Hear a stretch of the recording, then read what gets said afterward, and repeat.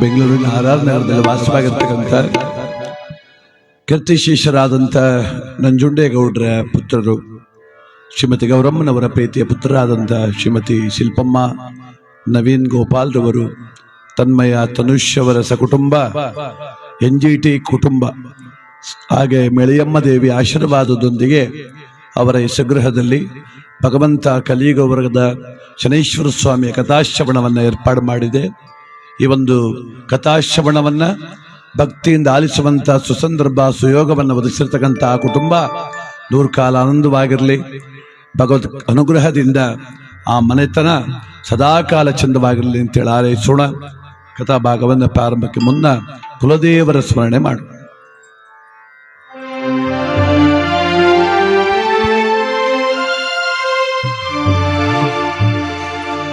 ಪೊರೆಯೋ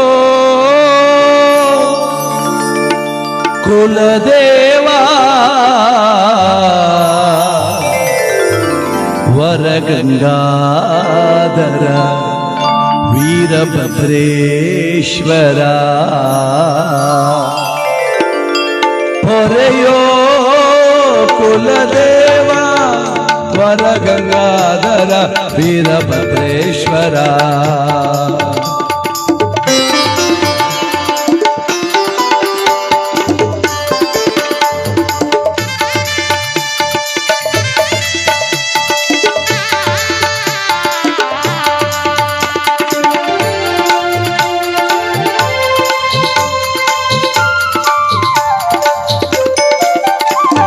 ನಿನ್ನಯ ಒಲುಮೆ ಶಿವನೇ ಸದಾ ಈ ಮನೆಗೆ ತುಂಬಿರಲಿ.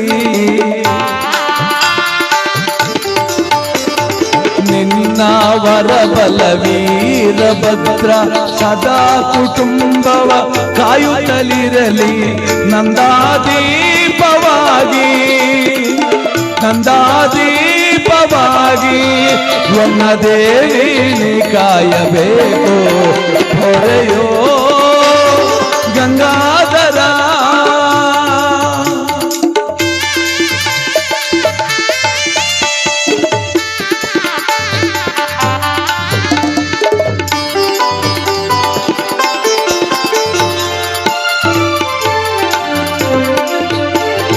ಅನವರತ ನಿನ್ನ ಸೇವೆಯನ್ನು ಮಾಡುತ್ತಲಿದೆ ಈ ಮನೆತನವೋ.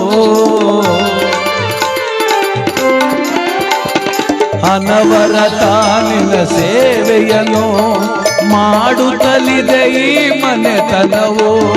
ಕೈ ಬಿಡದೆ ಕಡತನಕ ಕಾಯಬೇಕು ಶಿವನೇ.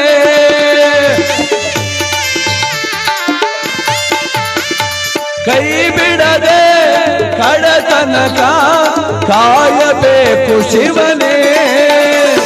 ಪೊರೆಯೋ ವರಗಂಗಾಧರ ಕುಲದೇವ ವೀರಭದ್ರೇಶ್ವರ,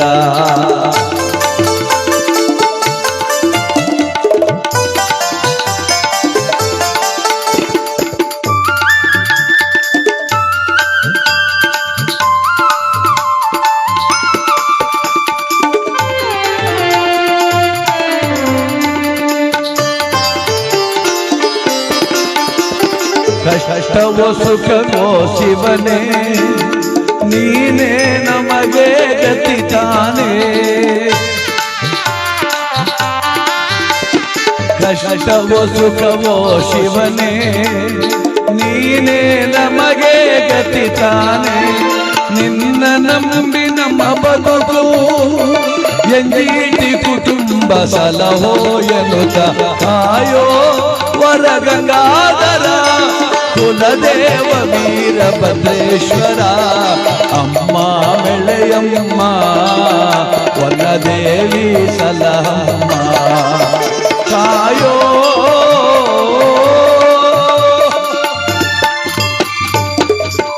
ಪವಿತ್ರವಾದ ಮಾಸ ಶ್ರಾವಣ ಮಾಸ. ಈ ಶ್ರಾವಣ ಮಾಸದಲ್ಲಿ ಎಲ್ಲ ಕಡೆ ಕಥಾಶ್ರವಣ, ಶನೈಶ್ವರ ಸ್ವಾಮಿಯ ಕಥಾಶ್ರವಣ.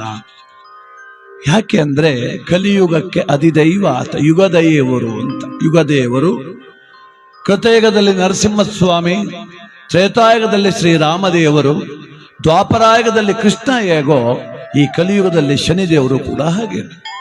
ಯುಗ ದೈವ ಅವನು.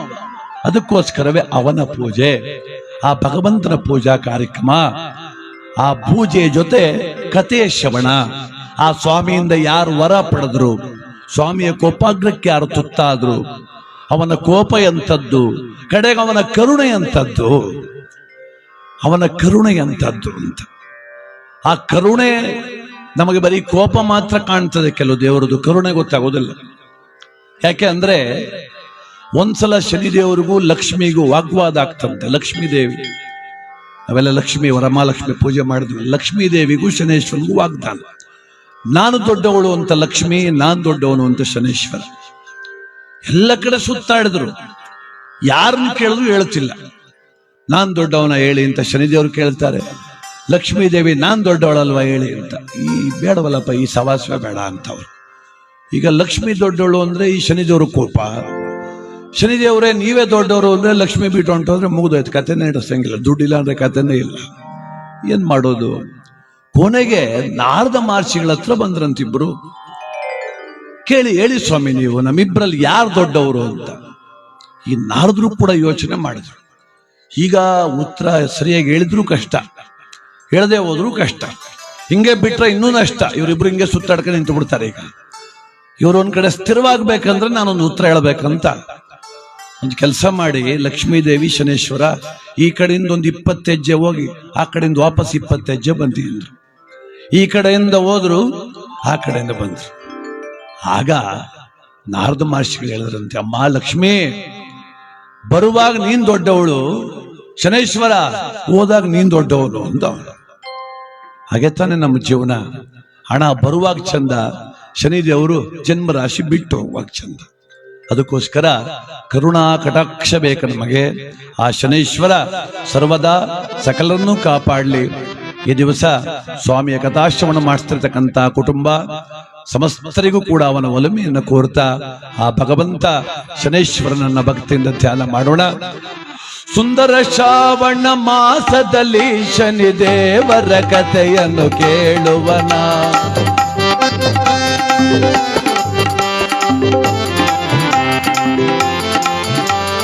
ಸುಂದರ ಶ್ರಾವಣ ಮಾಸದಲ್ಲಿ ಶನಿದೇವರ ಕಥೆಯನ್ನು ಕೇಳಮ್ಮ. ಅಗಣಿತ ಗುಣನಾಭನ ಕಲಿಯುಗದ ದೈವನ.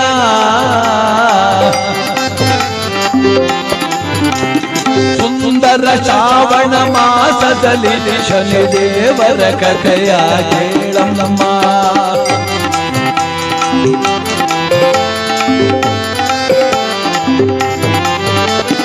ಎಳ್ಳಿನ ರಾಶಿಯ ಮೇಲೆ ಆ ಸ್ವಾಮಿಯ ಮೂರ್ತಿಯ ನಿರಿಸಿ, ಕುಸ್ಮಾಂಡ ಫಲದಾನ ಪೂಜಿಸಿ ದಾನಗೈಯಬೇಕು.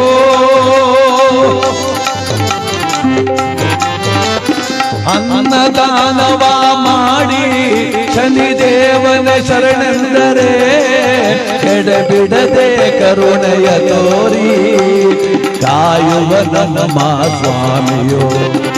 ಶ್ರಾವಣ ಮಾಸದ ಶುಭ ದಿನದಿ ಶನಿದೇವರ ಕಥೆಯನ್ನು ಕೇಳಮ್ಮ.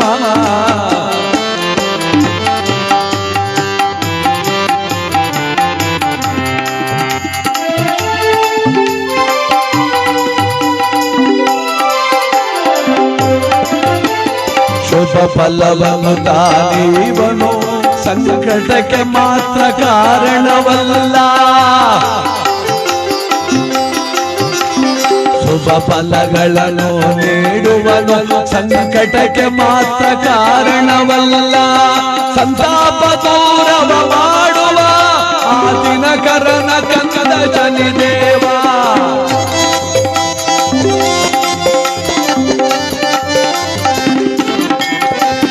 ಸಂತಾಪ ದೂರ ಮಾಡುವ ಆ ದಿನಕರನ ಕಂದ ಶನಿದೇವ.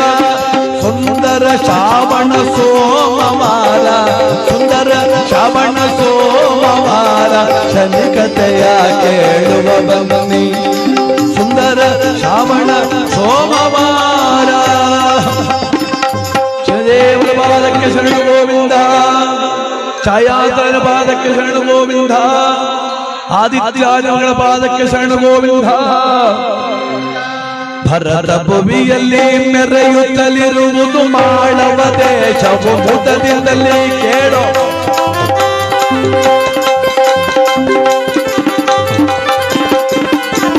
ಭರತ ಭುವಿಯಲ್ಲಿ ಮೆರೆಯುತ್ತಲಿರುವುದು ಸುಂದರವಾಗಿ ಮಾಳವ ದೇಶ. ರಾಜಧಾನಿ ಉಜ್ಜಯಿನಿ ಪಟ್ಟಣ, ರಾಜನಾದರು ವಿಕ್ರಮರಾಯ.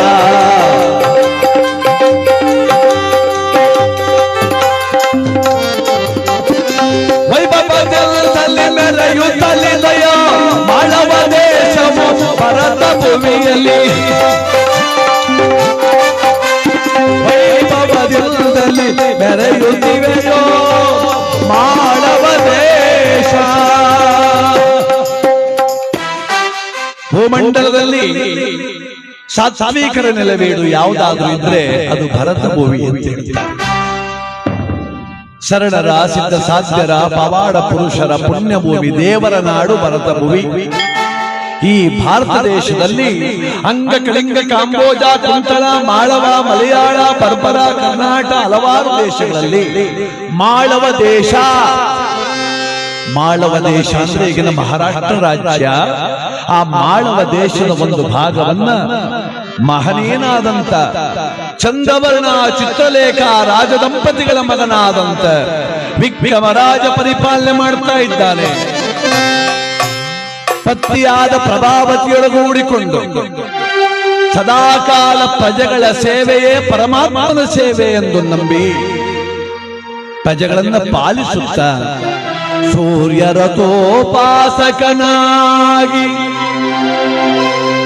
ರಾಜನಾದವನು ಹೆಂಗಿರ್ಬೇಕಂದ್ರೆ ಸೂರ್ಯ ಇದ್ದಂಗಿರ್ಬೇಕಂತೆ. ಅಂದ್ರೆ ಅಲ್ಲಲ್ಲಿ ಕೆರೆಕಟ್ಟೆಗಳಲ್ಲಿ ತುಂಬಿರುವಂತ ಜಲವನ್ನ ತನ್ನ ಶಾಖದಿಂದ ಸೆಳೆದು ಎಲ್ಲೆಲ್ಲಿ ಬರಗಾಲ ಇದೆಯೋ ಅಲ್ಲಿ ಮಳೆ ತರಿಸ್ತಾನೆ ನೋಡಿ.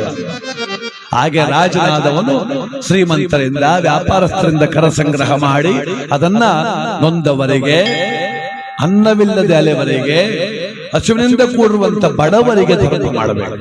ಸೂರ್ಯರ ಋತೋಪಾಸಕ ಆ ಮಹಾನುಭಾವ ವಿಕ್ರಮರಾಜ. ಪಾಂಡಿತ್ಯದಲ್ಲಿ ಬೃಹಸ್ಪತಿಯು, ರೂಪಿನಲ್ಲಿ ಮನ್ಮಥನು, ರಾಯರಲ್ಲಿ ಸುರಪತಿಯಲ್ಲದಿ ಆಳುತ್ತಿರುವನು ಮಾಳವ ದೇಶವ. ರಾಯ ವಿಕ್ರಮ ಬಲು ಮುದದಿ. ಆನಂದವಾಗಿ ಆಳ್ತಿದ್ದಾನೆ. ಹೇಗಿದೆ ಅವನ ರಾಜ್ಯ ಅಂದ್ರೆ ಅದು ಅತ್ಯಂತ ಅಭೂತಪೂರ್ವವಾದಂತ ರಾಜ್ಯ.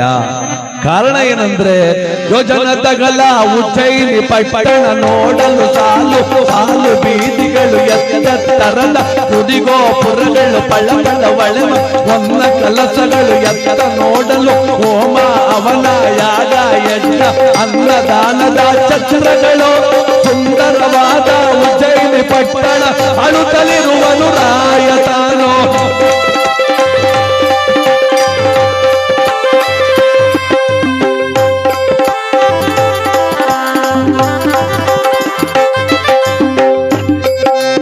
ಅಭೇದ್ಯವಾದ ಕೋಟೆ ಕೊತ್ತಲ, ಅಭೇದ್ಯವಾದ ಕೋಟೆ ಕೊತ್ತಲ, ಸಿಂಹ ಬಲದ ಸೈನ್ಯದ ಬಲವೋ, ಲಕ್ಷ ಲಕ್ಷ ತುರಗಗಳು, 10,000 ಆನೆಗಳು.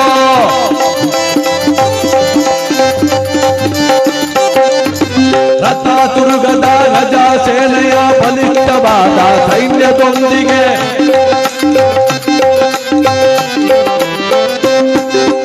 ಆನಂದವಾಗಿ ಇರುತ್ತಿಹನು ರಾಜ ವಿಕ್ರಮನು ತಾನೋ.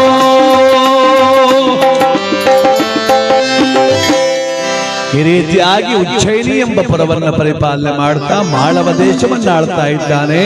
ಇಂಥ ರಾಜ ಅತ್ಯಂತ ಉತ್ತಮ ಎಂಬ ಖ್ಯಾತಿ ನಾಡಿನಾದ್ಯಂತ ಪಸರಿಸಿದೆಯಂತೆ.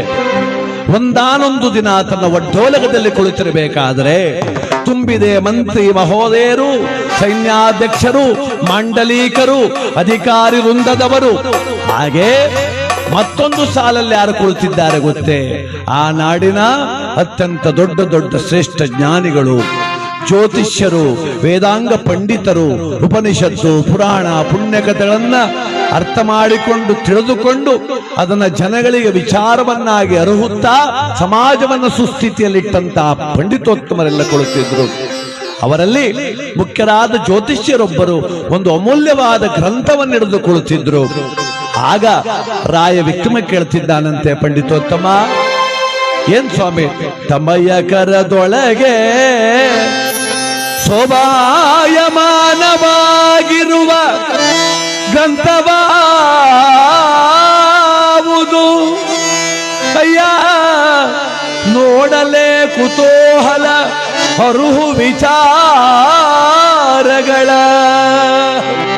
ಬಾ, ನಿನ್ನ ಕೈಯಲ್ಲಿ ಯಾವುದು ಅಮೂಲ್ಯವಾದ ಒಂದು ಗ್ರಂಥ ಹಿಡ್ಕೊಂಡಿದ್ದಿ, ನೋಡಿದ್ರೆ ಕುತೂಹಲ ಆಗ್ತಿದೆ. ಯಾವುದು ಆ ಗ್ರಂಥ ಅಂದಾಗ ಆ ಪಂಡಿತೋತ್ತಮ ಹೇಳ್ತಿದ್ದಾನಪ್ಪ, ನವಗ್ರಹಗಳನ್ನು ಕುರಿತಾದ ಗ್ರಂಥ, ನವಗ್ರಹಗಳನ್ನು ಕುರಿತಾದ ಗ್ರಂಥ, ಇದುವೆ ಕೇಳೋ ಮಹನೀಯ.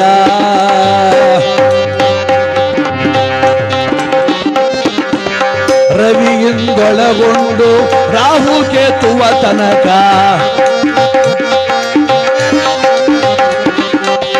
ರವಿಯಿಂದೊಳಗೊಂಡು ರಾಹು ಕೇತುವ ತನಕ ನವಗ್ರಹಗಳ ವಿಚಾರವಿದೋ, ಲಾಲಿಸಿ ಕೇಳೋ ವಿಕ್ರಮರಾಯ. ನವಗ್ರಹಗಳ ಚರಿತ್ರ ಇದೋ, ಲಾಲಿಸಿ ಕೇಳೋ ವಿಕ್ರಮರಾಯ.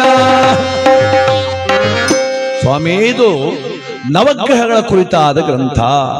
ರವಿಯಿಂದ ಪ್ರಾರಂಭಗೊಂಡು ರಾಹು ಕೇತುಗಳ ತನಕ ಯಾವ್ಯಾವ ಗ್ರಹದಿಂದ ಏನೇನು ಉಪಯೋಗ, ಯಾವ್ಯಾವ ಗ್ರಹಗಳಿಂದ ಉತ್ತಮ ಫಲ, ಯಾವ್ಯಾವ ಗ್ರಹಗಳಿಂದ ನೀಚ ಫಲ, ಇವೆಲ್ಲವೂ ಇದರಲ್ಲಿದೆ ಸ್ವಾಮಿ. ಎಂತ ಅಮೂಲ್ಯವಾದ ಗ್ರಂಥ. ಮಾನವನ ಜೀವನ ನಡೀತಿರೋದೇ ಆ ನವಗ್ರಹಗಳಿಂದ. ಜನ್ಮ ನಕ್ಷತ್ರದಲ್ಲಿ ಜನ್ಮ ರಾಶಿಯಲ್ಲಿ ಸದಾಕಾಲ ಸಂಚರಿಸುತ್ತಾ ಮಾನವನಿಗೆ ಉತ್ತಮ ನೀಚ ಫಲಗಳನ್ನು ಕೊಡ್ತಕ್ಕಂಥ ವಿಚಾರ ಅಲ್ವೇ ಗುರುಗಳೇ? ನನಗೆ ಈ ದಿವಸ ತುಂಬಾ ಆಸೆ ಆಗ್ತಿದೆ. ಏನದು ಅಂದ್ರೆ, ಆ ನವಗ್ರಹಗಳ ವಿಚಾರವನ್ನ ಸಂಪೂರ್ಣವಾಗಿ ವಿಮರ್ಶಾತ್ಮಕವಾಗಿ ತಿಳಿಬೇಕು ಅನ್ನೋ ಆಸೆ.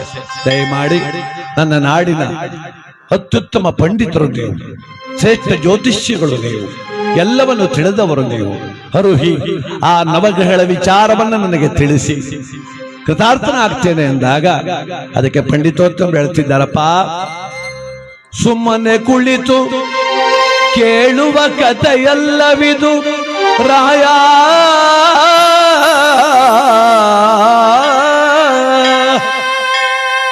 ಸುಮ್ಮನೆ ಕುಂತ್ಕೊಂಡು ಕೇಳು ಕಥೆ ಅಲ್ಲಪ್ಪ ಇದು.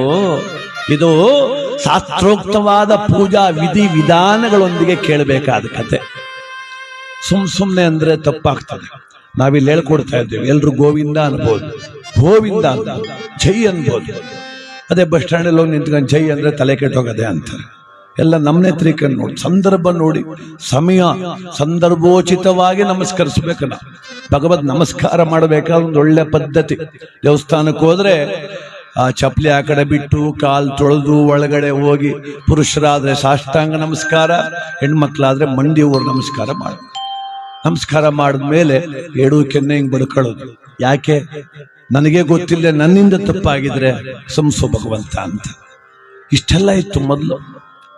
ಈಗ ಎಲ್ರು ಸೇರ್ಕೊಂಡು ದೇವ್ರು ಕೈ ಮುಗಿದೆ ಚೇಂಜ್ ಮಾಡಕ್ ಬಿಟ್ಟವ್ರೆ.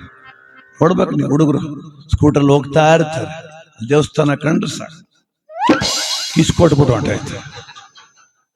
ದೇವರು ಇಷ್ಟ ಆದ್ರೆ ಹಿಡ್ಕೊಂಬೋದು, ಕಷ್ಟ ಆದ್ರೆ ಬಿಟ್ಬಿಡ್ಬೋದು. ಏನಪ್ಪ ತಿಮ್ಮಪ್ಪ ಕಿಸ್ ತಗಂತಾನೆ, ಮಾದಪ್ಪನು ತಗಂತಾನೆ, ವೀರಭದ್ರನ್ ಕಿಸ್ಕೊಟ್ರೆ ತಗೊಂಡ ನೀನ ಯಾವ ಮೊದ್ಲೇ ಕೋಪ ದಕ್ಷಿಣ ತಲೆ ಕಡದು ಮಾರಮ್ಮನ್ ಕಿಸ್ಕೊಟ್ರೆ ಟಿಪ್ಪಲ್ಲಿ ಲಾರಿ ಕೊಡೋಕಂತ ಅನ್ಕಣಿಸ್ತಾಳೆ. ಅದಕ್ಕೆ ಪದ್ಧತಿ ಎದೆ ಮುಡ್ತೀವಿ. ಯಾಕೆ? ಆತ್ಮಪೂರ್ವಕವಾಗಿ ನಮಸ್ಕಾರ, ಕಣ್ಣು ಮುಡ್ತೀವಿ. ಯಾಕೆ? ಈ ನಯನಗಳು ಪಾವನವಾದವು ನಿನ್ನ ನೋಡಿ ಅಂತ. ಕೆನ್ನೆ ಬಡ್ಕೊಳ್ತೀವಿ, ನನ್ನಿಂದ ತಪ್ಪಾಗಿದೆ ಕ್ಷಮಿಸು ಭಗವಂತ ಅಂತ. ಎರಡೂ ಕರೆಗಳನ್ನ ಹೃದಯ ಮಂದಿರದ ಮಧ್ಯೆ ಜೋಡಿಸಿ, ಇಲ್ಲಿರುವ ಆತ್ಮ ಅಲ್ಲಿರುವ ಪರಮಾತ್ಮ ಎರಡು ನೀನೇ ಅಲ್ಲಪ್ಪ ಅಂತ ಭಕ್ತಿಯಿಂದ ನಮಸ್ಕಾರ ಮಾಡ್ಬೇಕು. ಅದಕ್ಕೆ ವಿಕ್ರಮರಾಜನಿಗೆ ಹೇಳ್ತಾರಂತವ್ರು ಪಂಡಿತೋತ್ತಮರು, ಶಾಸ್ತ್ರೋಕ್ತವಾದ ವಿಧಿ ವಿಧಾನಗಳೊಟ್ಟಿಗೆ ಪೂಜೆ ಆಗಲಿ ಅಂದ್ರು. ಹೇಗೆ ನಮ್ಮ ಇವತ್ತು ಶ್ರೀತರ ಮನೆಯಲ್ಲಿ ಕಾರ್ಯಕ್ರಮ ನಡೀತಾ ಇದೆಯೋ ಅದೇ ರೀತಿಯಾಗಿ ನೋಡಿ, ಬೆಳಗಿನಿಂದ ಬಂದು ಬಹಳ ಸುಂದರವಾಗಿ ಅಲಂಕಾರ ಮಾಡಿ ಆ ನವಗಳನ್ನು ಸ್ಥಾಪಿಸಿದ್ದಾರೆ. ಸ್ನೇಹಿತರು, ಅವ್ರ ಹೆಸರು ಗೊತ್ತಾಗಲಿಲ್ಲ ನನಗೆ. ಪುಟ್ಟಸ್ವಾಮಿಯವರು ಬಹಳ ಪ್ರೀತಿಯಿಂದ ಭಗವಂತನಿಗೆ ಒಳ್ಳೆ ಅಲಂಕಾರ ಮಾಡಿ, ಅದು ನೋಡಿದ ತಕ್ಷಣ ಒಳ್ಳೆ ಭಾವನೆ ಬರಬೇಕು. ಅಲಂಕಾರ ಭಗವಂತನಿಗೆ ಮಾಡೋದು ಕೂಡ ಅದು ಬಹಳ ದೊಡ್ಡ ಕಲೆ ಇದ್ದಾಗ, ಅದು ಕೂಡ ಕಲೆ ಜೊತೆಗೆ ಒಳ್ಳೆ ಭಾವನೆ ಇದ್ರೆ ಈ ರೀತಿಯೆಲ್ಲ ಅಲಂಕಾರ ಆಗ್ತದೆ. ಪುಟ್ಟಸ್ವಾಮಿಯವರು ಒಳ್ಳೇದಾಗ್ಲಿ. ಭಗವಂತನನ್ನ ಬಹಳ ಭಕ್ತಿಯಿಂದ ಪ್ರೀತಿಯಿಂದ ನೋಡ್ತಾ ಇದ್ದೀನಿ ಬೆಳಗ್ಗೆಯಿಂದ. ಅಷ್ಟವಯಸ್ಸು ಮಾಡ್ತಾ ಇದ್ದಾರೆ. ಆ ಪೂಜಾ ಫಲ, ಪುಣ್ಯ ಫಲ ಇವತ್ತೇನು ನಮ್ಮ ಶಿಲ್ಪಮ್ಮ ನವೀನ್ ಗೋಪಾಲಣ್ಣನವರ ಕುಟುಂಬದೊಟ್ಟಿಗೆ ಅವರ ಎಲ್ಲ ಹಿತೈಷಿಗಳಿಗೂ, ಅವರ ಬಂಧು ಬಾಂಧವರಿಗೂ, ಹಾಗೆ ಅವರ NGT ಕುಟುಂಬ ಸಮಸ್ತರಿಗೂ ಕೂಡ ಖಂಡಿತ ದಕ್ಕಲಿದೆ ಕಥಾಶ್ರವಣದ ಪುಣ್ಯ. ಶುಭವಾಗ್ಲಿ. ಏನೋ ನನ್ನ ಪುಣ್ಯ ಇವತ್ತು ತುಂಬಾ ಜನ ಕತೆ ಕೇಳಲಿಕ್ಕೆ ಆಗಮಿಸಿದ್ರಿ, ತುಂಬಾ ಸಂತೋಷ ಆಯ್ತು. ಗಾಂಧಿ ಕ್ಲಾಸು, ಸೆಕೆಂಡ್ ಕ್ಲಾಸು, ಬಾಲ್ಕನಿಲೂ ಕೂತ್ಕೊಂಡವ್ರು ಜನ ಇವತ್ತು. ಯಾಕಂದ್ರೆ ಕತೆ ಕೇಳೋಕೆ ಜನ ಬರ್ತಿಲ್ಲ ಈಗ. ಅಯ್ಯೋ ಸ್ವಾಮಿ ಶನೇಶ್ವರ ಕತೆ ಬರ್ತೀರಾ ಅಂದ್ರೆ ಬರಲ್ಲ ಅಂತಾರೆ. ಯಾಕಂತಾರೆ ಅಂದ್ರೆ ಅವ್ರಿಗೇನೋ ಒಂಥರ ಭಯ. ಕೆಲವು ಪುಣ್ಯಾತ್ಮರು ಮಧ್ಯೆ ಸೇರ್ಕೊಂಡು ಊಟ ಹಾಕ್ಬಿಟ್ಟವ್ರು ಅವೆಲ್ಲಾನೆ. ಶನಿ ಮಹಾತ್ಮನ ಕತೆ ಕೇಳಕ್ ಬಂದ್ರೆ ರಾತ್ರಿ ಎಲ್ಲ ಕೇಳ್ಬೇಕಂತ ಕಂಡೀಷನ್ ಮಾಡ್ಬಿಟ್ಟು ಮಧ್ಯೆ ಏನಾರು ನೀವು ಎದ್ದೊರಟೋಗ್ಬಿಟ್ರೆ ಶನಿದೇವ್ರು ನಿಮ್ಮನ್ನ ಹುಡಿಕೊಂಬಂದು ಮರ್ಡರ್ ಮಾಡ್ಬಿಡ್ತಾರೆ ಅಂತ ಹೇಳ್ಬಿಟ್ಟು, ಅದಕ್ಕೆ ಜನ ನೀವು ಬೇಡ ನಿಮ್ಮ ಕತೆನೂ ಬೇಡ ಅಂದ್ಬಿಟ್ಟು ಆಗ್ಬಿಟ್ಟವ್ರು. ನೋಡ್ರಿ, ಪ್ರೀತಿ ಇರುವಷ್ಟೊತ್ತು ಕೇಳ್ರಿ, ಏನೂ ಆಗೋದಿಲ್ಲ. ನಿಮ್ಮ ಸಮಯ, ನಿಮ್ಮ ಆರೋಗ್ಯ, ನಿಮ್ಮ ದೈಹಿಕ ಕ್ಷಮತೆ. ನಂದು ಕರ್ತವ್ಯ ಕೂಡ ಹೌದು, ಭಕ್ತಿ ಕೂಡ ಹೌದು. ದೇವ್ರ ಮೇಲೆ ಭಕ್ತಿನೂ ಕೂಡ ಇದೆ ನನಗೆ. ನಂದೊಂದು ಕರ್ತವ್ಯ, ಅವ್ರ ಮನೆ ಹಣ ಕೊಟ್ಟಿದ್ದಾರೆ, ನಾನು ಕತೆ ಮಾಡ್ತೀನಿ ನಾನು. ಆದ್ರೆ ಕೇಳುವಂತ ನಿಮಗೆ, ಕೇಳುಗರಿಗೆ ಅವಕಾಶ ಇದೆ. ಎಷ್ಟೊತ್ತಾದ್ರೂ ಪರವಾಗಿಲ್ಲ. ನಿಮ್ಮ ಪ್ರೀತಿ, ನಿಮ್ಮ ಶಕ್ತಿ, ನಿಮ್ಮ ಸಹನೆ, ನಿಮ್ಮ ಆರೋಗ್ಯ, ಅದರಿಂದ ಆನಂದವಾಗಿ ಕೇಳಿ. ಈಗ ನವಗ್ರಹಗಳ ವಿಚಾರವನ್ನ ಪ್ರಾರಂಭ ಮಾಡೋಣ. ಒಂದು ಸಂಕಲ್ಪ ಮಾಡ್ಕೊಳ್ಳಿ. ಇಲ್ಲಿ ಕುಳಿತುಕೊಂಡು ಇವತ್ತು ನಾವು ಶಿಲ್ಪಮ್ಮ ನವೀನಣ್ಣವ್ರ ಮೇಲೆ ಕತೆ ಕೇಳ್ತಾ ಇದ್ದೀವಿ. ಭಗವಂತ, ನಮ್ಮ ಸಂಕಲ್ಪ ಎಲ್ಲ ನೆರವೇರಿಸಿದ್ರೆ ನಿನ್ನ ಕಥಾಶ್ರವಣ ನನ್ನ ಮನೆಯಲ್ಲೂ ಕೂಡ ಮಾಡಿಸ್ತೀನಿ. ನೀನು ಒಳ್ಳೇದು ಮಾಡು, ನಮ್ಗೆ ಒಳ್ಳೇದಾಗ್ಲಿ, ನಮ್ಮ ಮಕ್ಕಳು ಚೆನ್ನಾಗಿರ್ಲಿ, ನಾವು ಒಂದು ಮನೆ ಕಟ್ತೀನಿ, ಆ ಶಕ್ತಿ ನನಗೆ ಕೊಡು.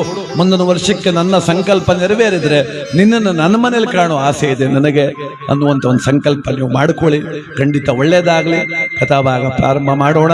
ನವಗ್ರಹಗಳ ಚರಿತೆ, ಒಂದೊಂದು ಗ್ರಹದ ವಿಚಾರವನ್ನು ನಾನು ಹೇಳ್ತಾ ಹೋಗ್ತೇನೆ. ಆಯಾ ಗ್ರಹದ ಪೂಜೆಯನ್ನ ಕುಟುಂಬದ ಕೈಲಿ ಮಾಡ್ತೀನಿ. ಆಗ ಶುಭ ಮುಹೂರ್ತವೊಂದನ್ನು ನಿಶ್ಚಯ ಮಾಡಿದ್ರು. ನಿಶ್ಚಯ ಮಾಡಿ ಆ ರಾಜ ವಿಕ್ರಮನ ಅರಮನೆಯಲ್ಲಿ ಪೂಜಾ ವಿಧಿವಿಧಾನವನ್ನ ಏರ್ಪಾಡು ಮಾಡ್ತಾ ಇದ್ದಾರೆ. ಏನು, ಆ ಭಗವಂತನನ್ನ ದಿವ್ಯವಾದ ಪೀಠದ ಮೇಲೆ ಸ್ಥಾಪಿಸಿದ್ದಾರೆ. ಬಗೆ ಬಗೆಯ ಪುಷ್ಪಗಳಿಂದ ಅಲಂಕಾರ ಮಾಡಿದ್ದಾರೆ.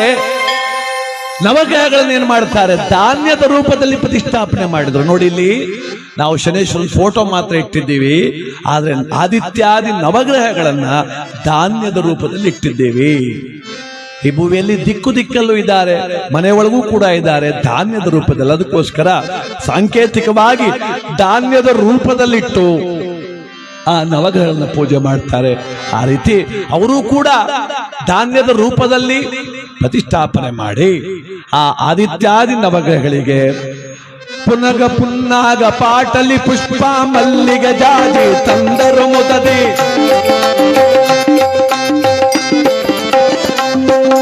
ಫಲ ನೈವೇದ್ಯಕ್ಕೆ ಸಿದ್ಧತೆ ಪಡಿಸಿ ಸಿದ್ಧರಾದರು ವಿಪ್ರೋತ್ತಮರು. ಭಗವಂತನ ಕಥಾಶ್ರವಣಕ್ಕೆ ಹಣಿಯಾಯಿತು ಆ ಉಜ್ಜಯಿನಿಪುರವು.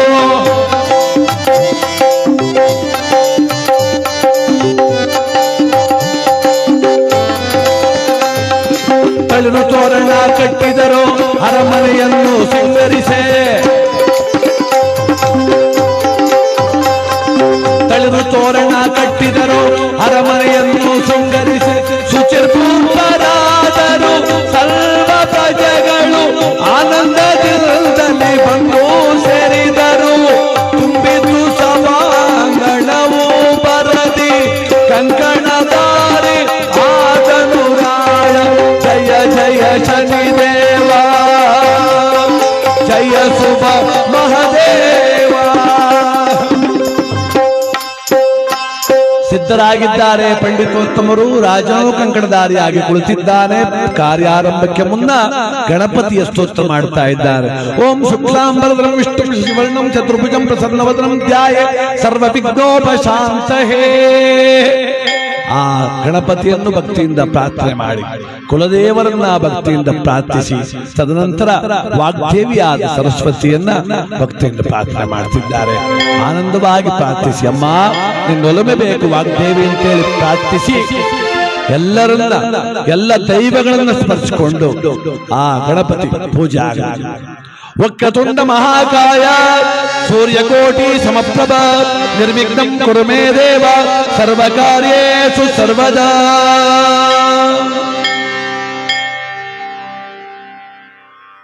ಆ ಭಗವಂತನ ಆರಾಧನೆ ಮಾಡಿ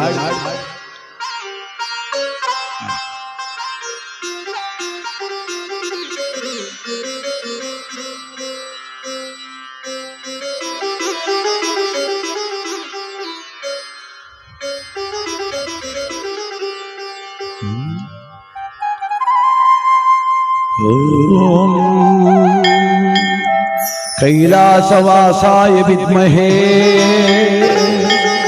नंजुंडेश्वर धीमहि कुलदेवता गंगाधरेश्वरा प्रचोदयात्. ಕುಲದೇವರಾದ ಗಂಗಾಧರೇಶ್ವರ, ಕುಲದೇವತೆ ವನ್ನಾದೇವಿ.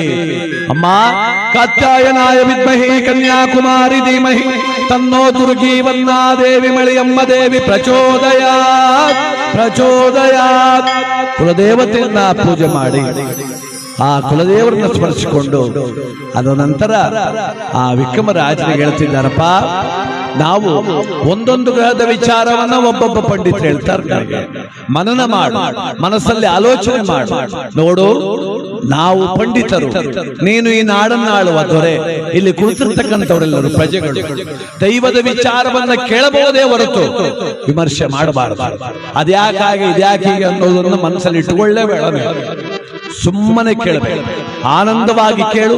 ಮನಸ್ಸಲ್ಲಿ ಭಕ್ತಿ ಇರಲಿ, ಮನದಲ್ಲಿ ದೃಢತೆ ಇರಲಿ ಅಂತ ಹೇಳಿ ಆ ಗ್ರಹಗಳ ವಿಚಾರವನ್ನ ವಿಮರ್ಶಾತ್ಮಕವಾಗಿ ಪ್ರಾರಂಭ ಮಾಡ್ತಾರೆ.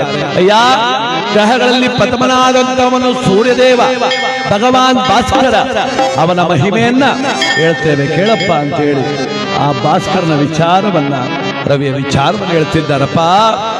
ರಾಜಗ್ರಹವು ಸೂರ್ಯ ರಾಜ ರಾಜನು ತೇಜ,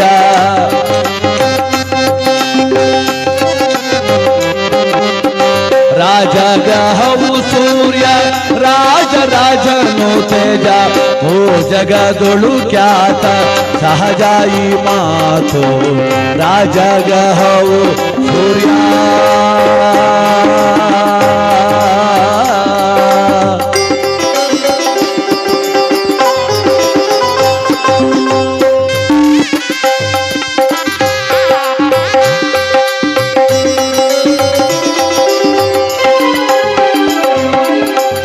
ಆರೋಗ್ಯಕಾರಕ ದಿನಕರನಯ್ಯ ಕಾಶ್ಯಪ ಗೋತ್ರನು ಪ್ರಭಾವಶಾಲಿಯೋ.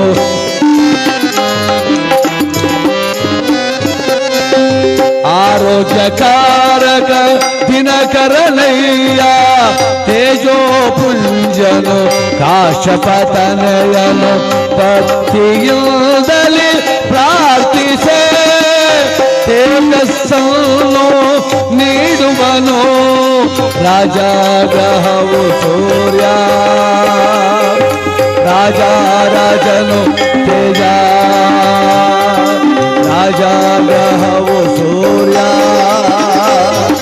ರಾಜ ರಾಜನು ತೇಜ,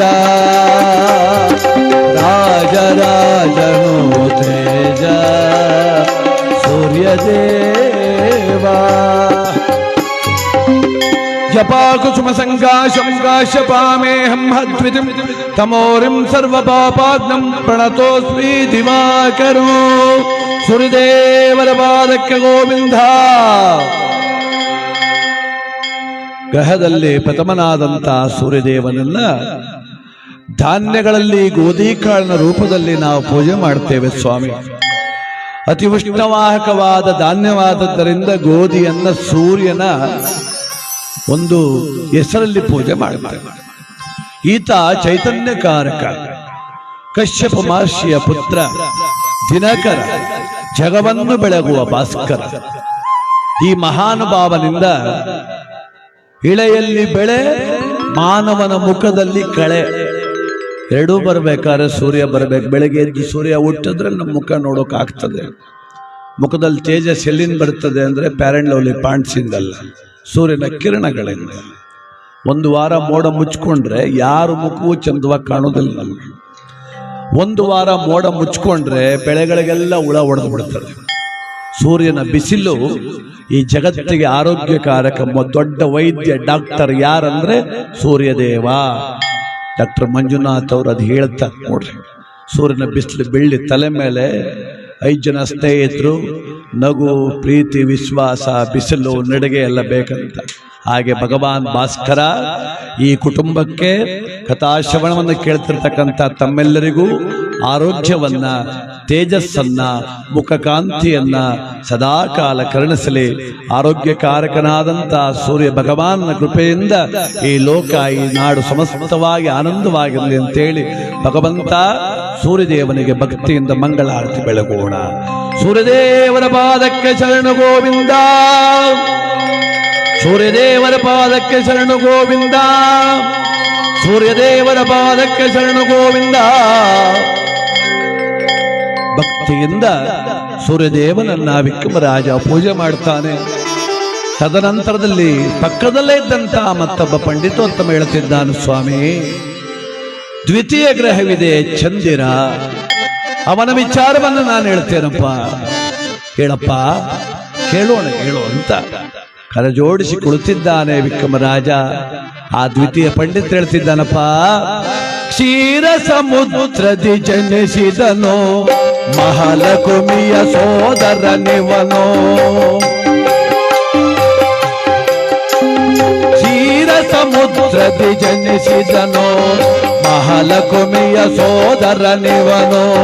ಶಿವನ ಮುಡಿಯೇರಿ ಕುಳಿತ, ಶಿವನ ಮುಡಿಯೇರಿ ಕುಳಿತ, ಶಿವನ ಮುರಿಯೇರಿ ಕುಳಿತ. ಚಂದ್ರಶೇಖರ ಎನಿಸಿದ, ಚಂದಿರನು ಬಲು ಸುಂದರನು, ಇವ ಸಾಂದ್ರ ಗುಣದ ಸಂಪನ್ನನೋ.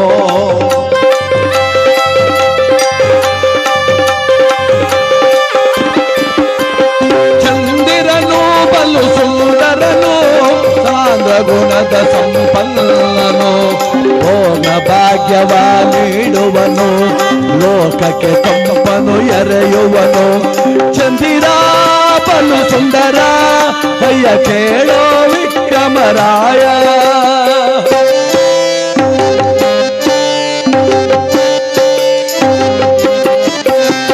ಚಂದಿರನು ಬಲು ಸುಂದರನು,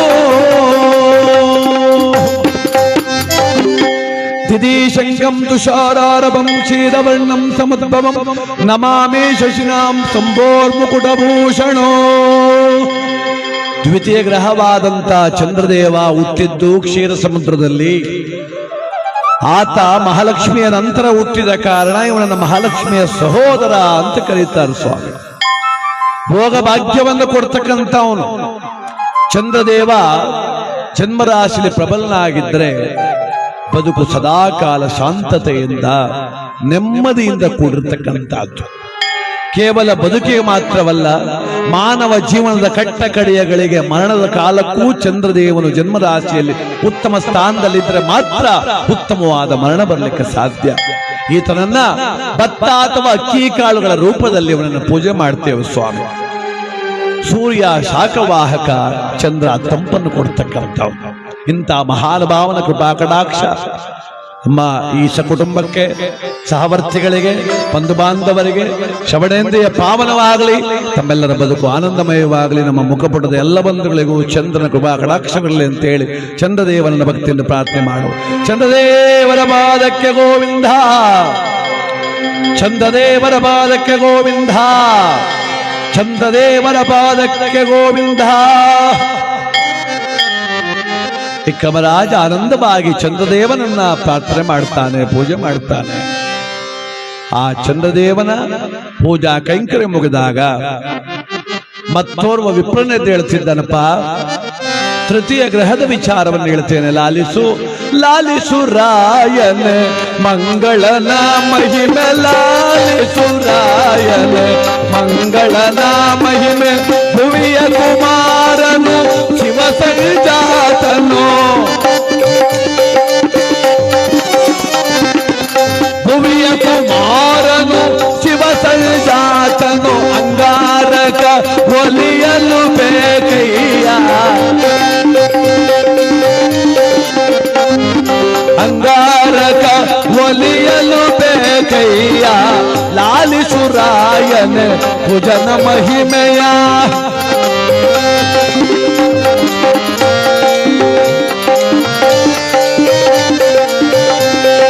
ಮಾಟ ಕೂಟ ವಾಮಾಚಾರವ ಮೆಟ್ಟಿ ನಿಲ್ಲುವ ತೀರನಿವನೋ,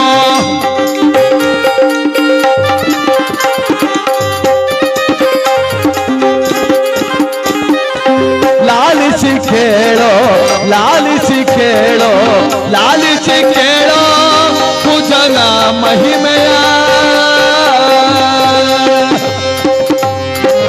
ಧರಣೀಗರ್ಭ ಸಂಭೂತಂ ವಿದ್ಯುತ್ಕಾಂತಿ ಸಮಪ್ರಭಂ ಕುಮಾರಂ ಶಕ್ತಿ ಅಸ್ತಂತಂ ಮಂಗಳಂ ಪ್ರಣಮಾಮ್ಯಹೋ. ದಾಕ್ಷಾಯಿಣಿ, ಶಿವನ ಸತಿಯಾದಂಥ ದಾಕ್ಷಾಯಿಣಿ ತಂದೆಯಾದ ದಕ್ಷ ಬ್ರಹ್ಮನಿಂದ ಅಪಮಾನಿತಳಾಗಿ ಅಗ್ನಿಯಲ್ಲಿ ಬಿತ್ತು ಮರೆಯಾದಾಗ ಆ ದಾಕ್ಷಾಯಿಣಿ ಇನ್ನಿಲ್ಲದ ವಿಚಾರವನ್ನು ಕೇಳಿ ಕೈಲಾಸವಾಸನಾದ ಶಿವನು ಕ್ರೋಧದಿಂದ ಢಮರುಗದ ನಿನಾದ ಒಳಗ ಹತ್ತಿತು, ಕಹಳೆಗಳ ನಿನಾದ ಮುಗಿಲು ಮುಟ್ಟಿತು, ತಗ ತಗನೆ ತಗ ತಗನೆ ತಗ ತಗನೆ ಕುಣಿದ, ಘರಘರನೆ ಘರಘರನೆ ನರ್ತಿಸಿದ. ಕ್ರೋಧದಿಂದಲೇ ಶಿವನು ತಾ ಕುಣಿಯುತ್ತಿರಲು ಹಣೆಯಲ್ಲಿ ಉದ್ಭವಿಸಿದ ಬೆವರ ಹನಿಯು ಭೂಮಿಯ ಮೇಲೆ ಬಿದ್ದಾಗ ಹುಟ್ಟಿದ ಶಕ್ತಿಯು ಅವನೇ ಮಂಗಳ, ಅವನೇ ಕುಜನು, ಅವನೇ ಅಂಗಾರಕ. ಮಂಗಳದೇವನ ಪಾದಕ್ಕೆ ಗೋವಿಂದ, ಮಂಗಳದೇವನ ಪಾದಕ್ಕೆ ಗೋವಿಂದ. ಶಿವನು ಕ್ರೋಧದಿಂದ ನರ್ತಿಸುವಾಗ ಅವನ ಹಣೆಯಲ್ಲಿ ಉದ್ಭವಿಸಿದ ಬೆವರ ಹನಿಯ ಬಿಂದು ಭೂಮಿಯ ಮೇಲೆ ಬಿದ್ದಾಗ ಭೂಮಿಯಲ್ಲಿ ಹುಟ್ಟಿದ ಶಕ್ತಿಯೇ ಅಂಗಾರಕ. ಅಂಗಾರಕ ಅತ್ಯಂತ ಶಕ್ತಿಯುತವಾದ ಗ್ರಹ. ಈ ಮಹಾನುಭಾವ ಯಾರ ಜನ್ಮರಾಶಿಯಲ್ಲಿ ಪ್ರಬಲವಾಗಿದ್ದಾನೋ ಮಾಟ ಕೂಟ ಭೂತಚೇಷ್ಟೆ ಎಂಬ ಭಯ ಅವರಿಗಿಲ್ಲ.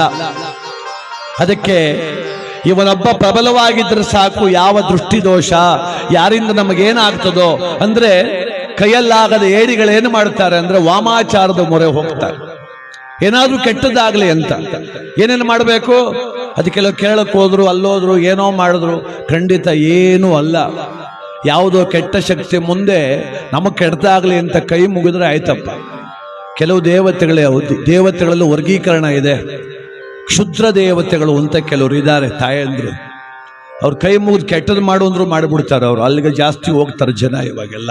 ಕ್ಷುದ್ರ ದೇವತೆ ಯಾರಿಂದಾನು ನನಗೆ ಕೆಟ್ಟದಾಗಬಾರ್ದು ಅಂತ ಕೈ ಮುಗಿದ್ರೆ ಮಾನವ ಅವನು. ಯಾವುದೋ ದೇವತೆ ಕೈ ಮುಗಿದು ಇನ್ನೊಬ್ರು ಕೆಟ್ಟದ್ದು ಮಾಡು ಅಂದ್ರೆ ಅವನು ರಾಕ್ಷಸ ಆಗ್ಲಿಕ್ಕೆ ಸಾಧ್ಯ. ಆ ವಾಮಾಚಾರ ಮಾಟ ಕೂಟ ಭೂತ ಚೇಷ್ಟೆಗಳನ್ನ ಮೆಟ್ಟಿ ನಿಲ್ಲುವ ಶಕ್ತಿ ಯಾರಿಗಿದೆ ನವಗ್ರಹಗಳಲ್ಲಿ ಅಂದ್ರೆ ಅವನಿಗೆ ಅಂಗಾರಕನಿಗೆ. ಅದಕ್ಕೆ ಅಂಗಾರ ನಮ್ಮೊಟ್ಟಿಗಿದ್ರೆ ಬದುಕೇ ಬಂಗಾರ ಅಂತ ದೊಡ್ಡವ್ರ ಮಾತು. ಅಂಗಾರಕನ ಒಲುಮೆ ಕೃಪಾ ಕಟಾಕ್ಷ ಈ ಸಕುಟುಂಬವನ್ನ ಸದಾಕಾಲ 100 ಕಾಲ ಆನಂದವಾಗಿ ಕಾಪಾಡ್ಲಿ ಅಂತ ಬೇಡ್ತಾ ಮತ್ತೋರ್ವ ಪಂಡಿತೋತ್ತಮನೆದ್ದು ಹೇಳ್ತಿದ್ದಾನೆ. ಸ್ವಾಮಿ ಹೇಳಿ ಸ್ವಾಮಿ, ನಾನು 4ನೇ ಗ್ರಹದ ವಿಚಾರ ಹೇಳ್ತೇನೆ. ಆ ಮಹಾನುಭಾವನ ಹೆಸರು ಬುಧ. ಬುಧ ಅಂದ್ರೆ ಬುದ್ಧಿದಾಯಕನೋ ಇವನು, ಬುಧನು ಕೇಳಯ್ಯ.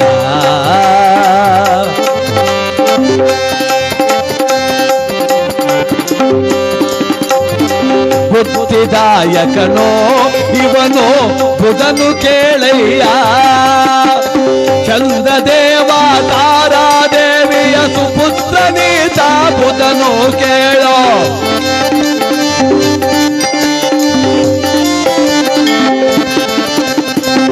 ಬುದ್ಧಿದಾಯಕನೋ ಇವನು ಸೌಮ್ಯ ಗುಣದವನೋ.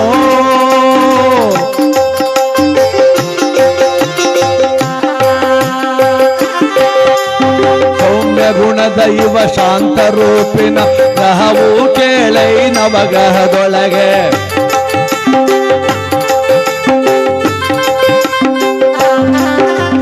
ಯಾರಿಗೂ ಕೇಳಲು ಮಾಡದ ಶ್ರೇಷ್ಠ ಗ್ರಹ ಇವನೋ. ಬುದ್ಧಿದಾಯಕನೋ ಇವನು ಬುಧನು ಕೇಳಯ್ಯ. ಪ್ರಿಯಂಗೂ ಕಲಿಕಾ ಶ್ಯಾಮಂ ರೂಪೇಣ ಪ್ರತಿಮಾ ಬುಧಂ ಸೌಮ್ಯಂ ಸೌಮ್ಯ ಗುಣೋಪೇತಂ ತಂ ಬುಧಂ ಪ್ರಣಮಾಮ್ಯಹಂ.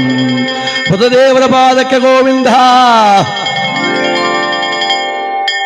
ನೋಡಿ, ಬುಧದೇವ ಅಂದ್ರೆ ವಿದ್ಯೆ ಇಲ್ದೇರು ಬುದ್ಧಿ. ವಿದ್ಯೆ ಬೇರೆ ಬುದ್ಧಿ ಬೇರೆ. ದೇವಸ್ಥಾನಕ್ಕೆ ಹೋದಾಗ ಎರಡು ಬೇರೆ ಬೇರೆ ಕೇಳ್ತೀವಿ ನೋಡ್ರಿ ನಾವು. ವಿದ್ಯಾ ಬುದ್ಧಿ ಕೊಡು ಅಂದ್ರೆ ವಿದ್ಯೆ ಇದ್ದವರೆಲ್ಲ ಬುದ್ಧಿವಂತರು ಅಲ್ಲ, ಬುದ್ಧಿವಂತರೆಲ್ಲ ದೊಡ್ಡ ಓದ್ದವರು ಅಲ್ಲ. ಬಹಳ ಜನ ಏನಿಲ್ಲ ಕಣ, 10 ವರ್ಷದಲ್ಲಿ ಬೆಂಗಳೂರು ಬಂದ್ಬಿಟ್ಟ, ಆಗಲೇ 3 ಬಾರಿ ಇಟ್ಬಿಟ್ನಲ್ಲಯ್ಯ ಅಂತೀವಿ ಕೆಲವ್ರನ್ನ. ಏನಾರು ಡಿಗ್ರಿ ಪಾಸ್ ಮಾಡಿದ್ರೆ ಜಗತ್ತು ಉಳಿಸ್ತಿದ್ನ ಇವನು ಅಂತ ಮಾತಾಡ್ತೀವಿ. ಹೆಂಗ್ ಬಂತ್ರಿ ಆ ಬುದ್ಧಿ? ಅಷ್ಟು ವಿದ್ಯೆ ಇಲ್ದೇರು ಯಾಕೆ ಇಷ್ಟು ಜ್ಞಾನ ಬಂತ ಅವನಿಗೆ ಅಂದ್ರೆ ಅದು ಬುಧನ ಕೃಪಾ ಕಟಾಕ್ಷ. ಜ್ಞಾನದಾಯಕ ಅವರು. ಗುರು ಕೊಡು ಜ್ಞಾನವೇ ಬೇರೆ. ಗುರುಗಳು ಅಪ್ಪ ಓದು, MBBS ಮಾಡಿ ಡಾಕ್ಟರ್ ಆಗು, LLB ಮಾಡಿ ಲಾಯರ್ ಆಗು ಅಂತಾರೆ. ಬುಧ ಅಂತಾನೆ ಬುದ್ಧಿ ಸರಿಯಾಗಿ ಇಟ್ಟುವ, ನಾ ರೂಢ್ ತೋರಿಸ್ತೀನಿ, ನೀ ಬದುಕಂತ ಹೋಗು ಅಂತಾನೆ. ಅದಕ್ಕೆ ಈ ಮಹಾನುಭಾವ ಬುಧನನ್ನ ಯಾಕೆ ನವಗ್ರಹಗಳಲ್ಲಿ ವಿಶಿಷ್ಟ ಅಂತ ಕರೀತಾರೆ ಅಂದ್ರೆ ಇವನಲ್ಲಿ ಒಳ್ಳೆ ಫಲಗಳಷ್ಟೇ ಸಾಧ್ಯ, ಕೆಟ್ಟದ್ದು ಅನ್ನೋದೇ ಇಲ್ಲ. ಅದಕ್ಕೆ ಇವನನ್ನ ಶ್ರೇಷ್ಠ ಗ್ರಹ ಅಂತ ಮಹಾನುಭಾವ ನುಡಿದ. ಆನಂದವಾಯಿತು. ಭಕ್ತಿಯಿಂದ ಬುಧದೇವನನ್ನ ಪ್ರಾರ್ಥನೆ ಮಾಡ್ತಾ ಇದ್ದಾರೆ. ಬುಧದೇವನ ಪಾದಕ್ಕೆ ಗೋವಿಂದ. ಅದಕ್ಕೆ ದಯಮಾಡಿ ಎಲ್ಲ ಓದ್ಬೇಕು ಮಕ್ಕಳೆಲ್ಲ. ಹರಿಕತೆ ದಾಸರು ಹೇಳವ್ರೆ, ಬುಧ ಒಬ್ಬ ಜೊತೆಗಿದ್ರೆ ಸಾಕಂತೆ, ಸ್ಕೂಲ್ಗೆ ಹೋಗಿದಾರೆ ಆಯ್ತದೆ ಅಂತ ಬುಟ್ಗಿಟ್ಬಿಟ್ರಿ ಕಣಪ್ಪ ಯಾರಾದರೂ. ಆಮೇಲೆ ಒಳ್ಳೇದು ಹೇಳಿದ್ರೆ ಕೇಳೋದಿಲ್ಲ ಜನ, ಉಲ್ಟಾ ಮಾತಾಡೋದು ಜಾಸ್ತಿ. ನಾನು ಹರಿಕತೆಗೆ ಹೋಗಿದ್ದೆ, ಒಂದು ಹರಿಕತೆಗೆ, ಸತ್ಯಹರಿಶ್ಚಂದ್ರ ಹರಿಕತೆ. ಕತೆ ನಡೀತೆಲ್ಲ. ಮುಂಚರೊಂದು 5 ಹುಡುಗರು ಕುಂತಿದ್ರು. ಎಲ್ಲ ಕತೆ ಮುಗಿದೆ. ಕೇಳಿದ್ರಪ್ಪ ಕತೆ ಅಂದೆ. ಬಿಡಿ ಸರ್ ಕೇಳಿದ್ವಿ. ಅರ್ಥ ಆಯ್ತಾ? ಅರ್ಥ ಆಯ್ತು. ಈ ಕಥೆಯಿಂದ ನಿಮ್ಗೇನು ಉಪಯೋಗ ಆಯಿತು ಅಂತ ಕೇಳಿದೆ ನಾನು ಅವನ್ನ. ಭಾಳ ಉಪಯೋಗ ಆಯಿತು ಅಂದೆ. ಏನು? ಸಾಲ ಜಾಸ್ತಿ ಆದ್ರೆ ಹೆಂಡತಿ ಮಕ್ಕಳು ಮಾರ್ಬೋದು ಅಂತ ಅವನು. ಏನ ಹಿಂಗೆ ಮತ್ತೆ ಅದೇ ತಾನೇ ನೀವು ಕತೆ ಹೇಳುದು ಅಂತ. ಅದ್ಯಾವುದೋ ಒಂದು ಕಾಲ, ಆ ಕಾಲದಲ್ಲಿ ಪುರಾಣ ಪುಣ್ಯ ಕಥೆಗಳೇ ಮುಖ್ಯವಾಗಿದ್ದು, ಅವತ್ತು ನಡೆದಿತ್ತೇನೋ. ಇವಾಗ ನಮ್ಮ ದೇಶದಲ್ಲಿ ಅತ್ಯುನ್ನತ ಸ್ಥಾನದಲ್ಲಿ ಸಂವಿಧಾನ ಇದೆ, ಕಾನೂನಿದೆ. ಅದನ್ನು ಯೋಚನೆ ಮಾಡಿ ಭಕ್ತಿ ಮಾರ್ಗದಲ್ಲೂ ನಡೀಬೇಕು, ಕಾನೂನಿಗೂ ಗೌರವ ಕೊಡಬೇಕು. ಸಂವಿಧಾನವೇ ಪರಮೋಚ್ಛವಾದ ಭಗವದ್ಗೀತೆ. ನಮಗೆಲ್ಲ ತಿಳ್ಕೊಂಡು ಬಾಳ್ಬೇಕು. ಯಾವುದು ತಪ್ಪು ಯಾವುದು ಸರಿ ಅಂಗೈಲಿದೆ ನಮಗೆ. ಅನವಶ್ಯಕವಾಗಿ ವಾದ ಮಾಡೋ ಪ್ರಯೋಜನ ಇಲ್ಲ. ದೇವ್ರ ಮುಂದೆ ತಲೆ ಬಾಗಬೇಕು. ಸಂವಿಧಾನವನ್ನು ಎದೆ ಹೃದಯ ತುಂಬಿಕೊಂಡು ಬದುಕಿದ್ರೆ ಮಾತ್ರ ಈ ಜಗತ್ತಲ್ಲಿ ಬದುಕು, ಜಗತ್ತಲ್ಲಿ ಪ್ರೀತಿ. ಅದಕ್ಕೆ ನಾನು ಹೇಳೋದೇನೆಂದ್ರೆ, ಈ ಕಥೆಗಳನ್ನು ಕೇಳುವಾಗ ನೀತಿ ಅಷ್ಟೇ ಅರ್ಥ ಆಗ್ಬೇಕು. ನೀತಿ ಅಷ್ಟೇ ಅರ್ಥ ಆಗ್ಬೇಕು. ನೀವು ಹೇಳಿದ್ರೆ ಅದಕ್ಕೆ ನಾನು ಸ್ಕೂಲ್ ಬಿಟ್ಬಿಟ್ಟೆ, ಬುಧ ಒಳ್ಳೇದು ಮಾಡಲಿ ಬಿಡ್ರಿ ಅಂದ್ರೆ ನಾವೇನು ಮಾಡುವ? ಅದು ಅಪರೂಪದಲ್ಲಿ ಅಪರೂಪ. ಅದಾಗ ಸಾಧನೆ ಆಗ್ಬೇಕು. ಅದು ಸಾಧನೆ ಆಗ್ಬೇಕು. ಸಾಧನೆ ಆಗಲಿ, ಒಳ್ಳೇದಾಗಲಿ, ಬುಧನ ಕೃಪಾಕಟಾಕ್ಷವಿರಲಿ ಅಂತ ಹೇಳಬೇಡುವಾಗ ಮತ್ತೊಬ್ಬ ವಿಪ್ರನೆದ್ದು ಹೇಳ್ತಿದ್ದಾನೆ, ಸ್ವಾಮಿ, ಮಾನವನ ಬದುಕಿಗೆ ಏನಿಲ್ಲದಿದ್ರೂ ಒಂದೇ ಒಂದು ಬಲ ಸಾಕು ಸ್ವಾಮಿ. ಯಾವ ಬಲ? ಗುರುಬಲ. ಗುರುಬಲ ಅಂತೊಂದಿದೆ ಸ್ವಾಮಿ. ರಾಜ್ಯವಾಳೋ ರಾಜನಿಗಾಗಬಹುದು, ಮಂತ್ರಿಗಳಿಗಾಗಬಹುದು, ಪ್ರತಿಯೊಬ್ಬನಿಗೂ. ಕೃಷಿಕನಿಗೆ ಅನ್ನಪೂರ್ಣೆಯ ಬಲ, ರಾಯನಿಗೆ ವಿಜಯ ಲಕ್ಷ್ಮಿಯ ಬಲ, ಹೆಣ್ಣು ಮಕ್ಕಳಿಗೆ ಮುತ್ತೈದ ಸ್ಥಾನದ ಬಲ, ಪುರುಷನಿಗೆ ಉದ್ಯೋಗದ ಬಲ, ವಿದ್ಯಾರ್ಥಿಗೆ ವಿದ್ಯೆಯ ಬಲ. ಎಲ್ಲ ಬೇಕಲ್ಲಪ್ಪ ಸಾಮಾನ್ಯವ. ಪ್ರತಿಯೊಂದಕ್ಕೂ ಕೂಡ ಗುರುಬಲ ಬೇಕು. ಯಾವ್ದಕ್ಕೆ? ಒಳ್ಳೇದಕ್ಕೆ, ಕೆಟ್ಟದಕ್ಕೂ ಬೇಕನ್ರಿ. ಕೆಟ್ಟದಕ್ಕೂ ಬೇಕು. ಕೆಟ್ಟದಕ್ಕೂ ಕಳ್ಳರಿಗೂ ಬೇಕು ಗುರುಬಲ. ಇಲ್ಲ ತಗೊಳಕ ಬಿಡ್ತಾರೆ ಅವ್ರಿಗೂ ಗುರುಬಲ ಚೆನ್ನಾಗಿದ್ರೆ ತಾನೇ ಚೈನೆಲ್ಲ ಕದೀದು. ಅವ್ರು 2 ದಿವಸ ಈ ರೋಡಲ್ಲಿ ಓಡಾಡಿ ಈ ಅಮ್ಮ ಎಲ್ಲಿ ಬರ್ತಾಳೆ ಅಂತ ನೋಡಿ, ಚೈನ್ ಎಷ್ಟು ಹಾಕವಳೆ ಆ ತಾಯಿ ಅಂತ ನೋಡಿ ಸ್ಕೆಚ್ ಹಾಕಿ ಕೈ ಹಾಕ್ಬೇಕು. ಅದರಲ್ಲೂ ಮಿಸ್ ಹೊಡೆದು ಬಿಟ್ರೆ ಅದು ಬೇರೆ ರೋಡ್ಗೆ ಓಡಿದ್ರೆ ಕಿತ್ತದ್ದು ವ್ಯರ್ಥ ಅನ್ನೋ ಹಂಗೆ ಆಗ್ಬಿಡ್ತದೆ. ಪ್ರತಿಯೊಂದಕ್ಕೂ ಬಲ ಬೇಕು ನೋಡಿ, ಪ್ರತಿಯೊಂದಕ್ಕೂ ಬಲ ಬೇಕು. ಅವನಿಗೂ ಗುರುಬಲ ಬೇಕು. ನಮ್ಮಲ್ಲಿ ಉಳ್ಕೋಬೇಕಲ್ಲ, ಕಷ್ಟ ಆಗ್ತದೆ. ನಮ್ಮಲ್ಲಿ ಈಗ 1 ವಾರದಲ್ಲಿ ಒಂದು ಘಟನೆ ಆಗ್ಬಿಟ್ಟದೆ. ಕೆರೆ ಪಕ್ಕ ಒಬ್ಬಮ್ಮ ಬಟ್ಟೆ ಒಗಿತಾ ಇದ್ಲಂತೆ. ಯಾರೋ ಪಾಪ ಪಾತ್ರೆ ಒತ್ಕೊಂಡು ಬಂದ್ಬಿಟ್ಟು ಅವ್ನ ತಲೆ ಮೇಲೆ ಒತ್ಕೊಂಡು ಬಂದವನೆ. ಒಂದು 5,000 ರೂಪಾಯಿ ಪಾತ್ರೆ ತಲೆ ಮೇಲೆ. ಇಡೀ ಊರು ಸುತ್ತವನೇ, ಯಾರೂ ತಗೊಂಡಿಲ್ಲ, ಎಲ್ಲ ಆನ್ಲೈನಲ್ಲಿ ತರ್ಸ್ಕೊಂಡು ಶುರು ಆಗ್ಬಿಟ್ಟಾರ ಪಾಪ. ಸಾಕಾಗಿ ಹೋಗ್ಬಿಟ್ಟು ಮರದ ಕೆಳಗೆ ಮಡಗ್ಬಿಟ್ಟು ಕೂತ್ಕೊಂಡವನೇ. ಅಷ್ಟೂದಲ್ಲ ಅಮ್ಮ ಬಟ್ಟೆ ಹಿಂಗೆ ಒಗಿತಿದ್ಲಲ್ಲ, ಕತ್ತಲ್ಲಿ ಪಳಕ ಪಳಕ ಪಳಕ ಅಂತ ಒಳಿತಾ ಇತ್ತು. ಇವನು ಆ ಕಡೆ ಈ ಕಡೆ ನೋಡ್ದ, ಈ ಹಾಳು ಪಾತ್ರೆ ಒತ್ತು ಸಾಕಾದೆ, 16 ಕದ್ದು ಬಿಡ್ಬೇಕು ಅಂತ. ನೀರು ಕುಡಿಯೋ ನಂಗೆ ಹೋದ, ತಟಾರನ್ ಕಿತ್ಕ ಓಡ್ಬಿಟ್ಟ. ಚೈನ್ ಅಲ್ಲ ಅದು, ಡಿಸ್ಕೋ ದಾರ. ವಾಪಸ್ ಬರುವಂಗಿಲ್ಲ. 5,000 ರೂಪಾಯಿ ಪಾತ್ರೆ ಒತ್ಕ ಅಮ್ಮ ಮನಗೆ ಬಂದವಳು ಪಾಪ. 50 ರೂಪಾಯಿ ದಾರ ಕಿತ್ಕೊಂಡು ಅವನು ಹೋಗವನು. ಇದು ದಾರ ಕಣಮ್ಮ ಅಂತ ಪಾಪ ಬರುಕಾಯ್ತದ, ಅವನು ಬಿಡ್ದ ವೇಟು. ಅದಕ್ಕೆ ನೋಡಿ, ಕಳ್ಳತನ ಮಾಡ್ತಾವನ ಅಷ್ಟು ಕದ್ದು ತಗೊಳಾಕೊಂಡಿಲ್ವಲ್ಲಯ್ಯ ಅಂದ್ರೆ ನೋಡಿ, ಅವನೊಳಗೂ ಬಲ ಒಂದಿದೆ. ಅವನ ಅದೆಷ್ಟು ದೇವ್ರು ಬೇಡ್ಕ ನಿಂತಿದ್ನೋ, ದೇವರೇ ಅವತ್ತು ಕಳ್ಳತನ ಆಗಾಗ ಮಾಡು ಒಂದು ಬೇಡಿದ್ನೋ, ಏನು ಯಾರು ಗೊತ್ತು. ಆದರೆ ಒಳ್ಳೇದು ಕೆಟ್ಟದ್ದು ಮಕ್ಕಳು ಮಾಡೋ ತಪ್ಪು. ತಂದೆ ಏನ್ ಮಾಡ್ತಾನೆ, ಮಗ ತಪ್ಪುದಾರಿ ಹಿಡಿದ್ರೆ ಹೊಡೆದು ಕೊಂದ್ಬಿಡೋದಿಲ್ಲ, ಬುದ್ಧಿ ಹೇಳ್ತಾನೆ ಬುದ್ಧಿ ಹೇಳ್ತಾನೆ ಬುದ್ಧಿ ಹೇಳ್ತಾನೆ. ಭಗವಂತನು ಹಾಗೆ ಒಬ್ಬ ಕೆಟ್ಟವನನ್ನ ಸರಿ ಹೋಗ್ತಾನೇನೋ ಅಂತ ಅವನ ಮನಸ್ಸು ಪರಿವರ್ತನೆ ಮಾಡೋ ಪ್ರಯತ್ನ ಮಾಡ್ತಾನೆ. ಕೆಟ್ಟ ಕಡೆಗೆ ಅವನು ಕೂಡ ಕೈ ಬಿಟ್ಬಿಡ್ತಾನೆ. ಅದಕ್ಕೆ ಕೆಟ್ಟ ಮಾರ್ಗ ಒಳ್ಳೆಯದಲ್ಲ, ಕಳ್ಳತನದ ಮಾರ್ಗ ಒಳ್ಳೆಯದಲ್ಲ. ಒಳ್ಳೆಯ ಮಾರ್ಗವನ್ನ ಆಯ್ಕೆ ಮಾಡಿಕೊಳ್ಳೋಣ, ಶ್ರಮಪಟ್ಟು ದುಡಿಯೋಣ, ಜ್ಞಾನವಂತರಾಗಿ ಬದುಕೋಣ. ಹೇಗಿದ್ದಾರೆ ನವೀನ್ ಅಣ್ಣವ್ರ ಕುಟುಂಬ? ಚೆನ್ನಾಗಿದೆ ಬಿಡ್ರಿ, ಅವ್ರು ಯಾರಿಗೂ ತೊಂದರೆ ಕೊಡಲಿಲ್ಲ, ಚೆನ್ನಾಗಿ ಬದುಕಿದ್ರು. ಈ ಮಾತು ಬೇಕು ಈ ಪ್ರಪಂಚದೊಳಗೆ. ತನ್ನ ಪಡೆದ ಮಗ, ನನ್ನ ಮಗ ಹೇಳ್ಕೋಬೇಕು, ನಿಮ್ಮಪ್ಪ ಹೆಂಗ್ರಿ ಸಂಪಾದನೆ ಮಾಡ್ದ ಅಂದ್ರೆ ಹೇಳ್ಬೇಕು, ಹಿಂಗೆ ಮಾಡಿದ್ರು ಅಂತ. ಅದು ಬಿಟ್ಬಿಟ್ಟು ಏನಪ್ಪ ನಿಮ್ಮಪ್ಪ ಹೆಂಗೆ ಸಂಪಾದನೆ ಮಾಡ್ದ ಅಂದರೆ ಅದು ಬಿಡಿ, ಟೀ ಕುಡ್ದಿರ ಅಂದರೆ ಸರಿಯಾಗಿ ಅರ್ಥ ಮಾಡ್ಕೋಬೇಕು ನಾವು, ಯಾಕೋ ರೂಟೇ ಸರಿ ಇಲ್ಲ ಇದು ಅಂತ. ಅದಕ್ಕೆ ಒಳ್ಳೆ ಮಾರ್ಗ ಇರಲಿ, ಒಳ್ಳೆ ಮಾರ್ಗದಲ್ಲಿ ಬದುಕೋಣ. ಯಾಕೆ ಮಾತು ಹೇಳಿದೆ ಅಂದರೆ, ಗುರುಬಲ ಬೇಕು ಜಗದೊಳಗೆ, ದೈವ ಬಲದ ಆ ಜೊತೆಗೆ.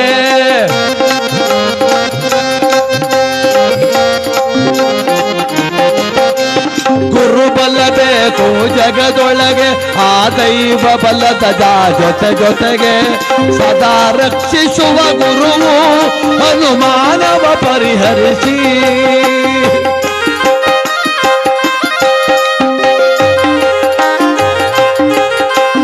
ಗುರುಬಲ ಬೇಕು ಜಗದೊಳಗೆ,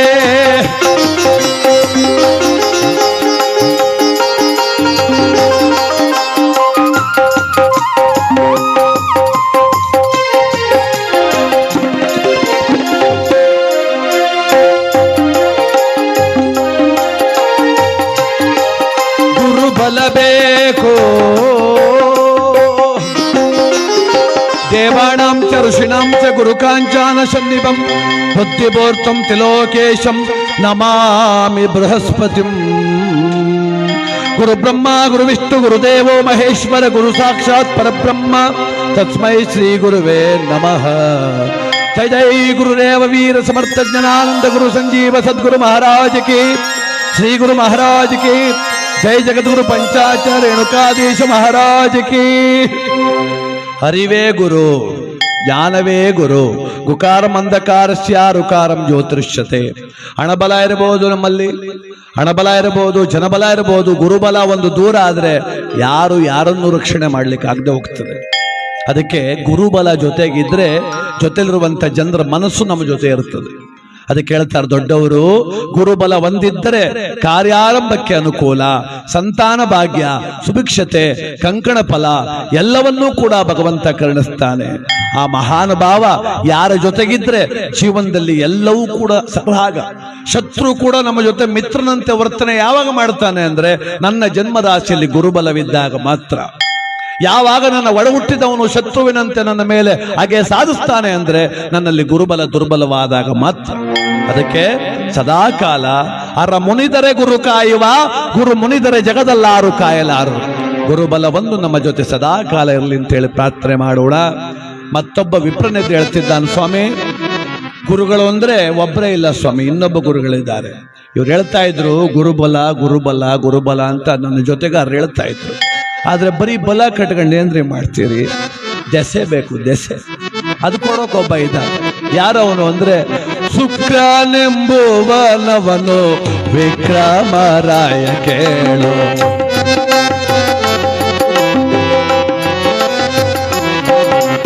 ಶುಕ್ರನೆಂಬುವನವನು ವಿಕ್ರಮರಾಯ ಕೇಳು.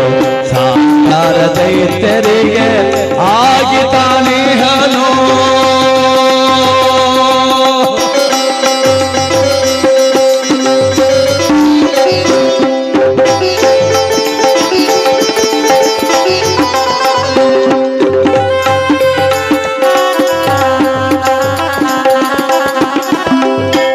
ಸಂದೀವ ಹೊಸೆ ಹೊಸೆದು ಧರ್ಮ ಗುಣವಿದ್ದರೆ ತ್ರಿಗುಣವಾಗುವ.